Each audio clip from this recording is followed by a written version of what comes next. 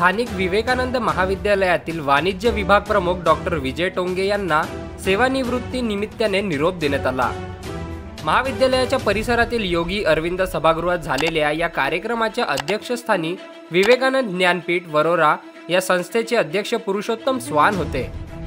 यावेळी मंचावर सत्कारमूर्ती डॉक्टर विजय टोंगे, त्यांच्या अर्धांगिनी अनिता टोंगे व महाविद्यालयाचे प्राचार्य डॉक्टर नामदेव उमाटे प्रामुख्याने उपस्थित होते।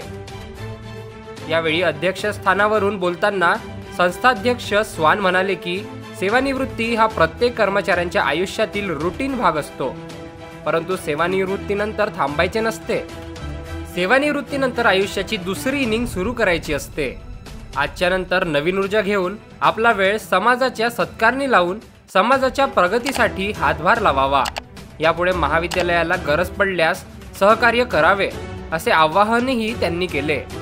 यावेळी त्यांनी गतकालीन अनेक स्मृतींना उजाळा दिला।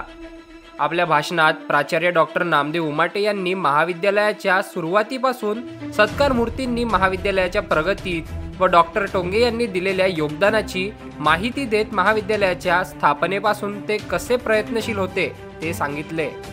यावेळी doctor Jyoti Rakhunde, doctor Sudhir Ashtunkar, doctor Ramesh Parelwar, doctor Jaywant Kakade, प्राध्यापक धनंजय बेलगावकर, प्राध्यापक श्रीकांत दाते, प्राध्यापक रामकृष्ण मालेकर, वामन अंडरस्कर यांच्यासह अन्य सहकाऱ्यांनी आपल्या जुन्या आठवणी जाग्या केल्या। यावेळी संस्थाध्यक्ष श्री स्वान यांच्या हस्ते विवेकानंद ज्ञानपीठाच्या वतीने टोंगे दाम्पत्याला भेटवस्तू देऊन गौरविण्यात आले। महाविद्यालयाच्या वतीने प्राचार्य उमाटे यांनी टोंगे दाम्पत्याला भेटवस्तू दिल्या। महाविद्यालयातील कर्मचाऱ्यांनी सामूहिक भेटवस्तू दिल्या। यावेळी महाविद्यालयातील सेवानिवृत्त लिपिक श्री रमन मुळे यांनाही संस्थेच्या वतीने भेटवस्तू देऊन गौरविण्यात आले। विवेकानंद संगीत कला अकॅडमीचे अमित लभाने व त्यांच्या सहकाऱ्यांनी सुरेल आवाजात निरोप गीते गाऊन उपस्थितांना रिझवले।